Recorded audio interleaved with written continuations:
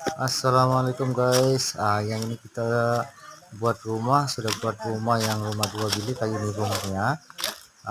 Tuan rumah sudah buat homestay. Jadi sahabat-sahabat kalau nak buat homestay boleh order sama kita. Ada macam-macam desain. Yang ini tuan rumah ambil yang 2 set rumah 2 bilik.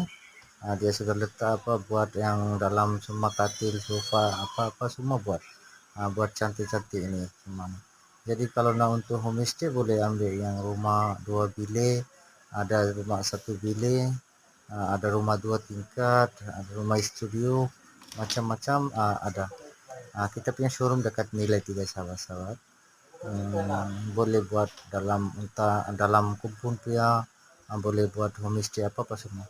Ini kayu nibung hantar pasang siap. Ini tuan rumah sudah buat dapur dan bilik air. Dapur dan bilik air belakang buatnya. Memang nampak cantik semuanya.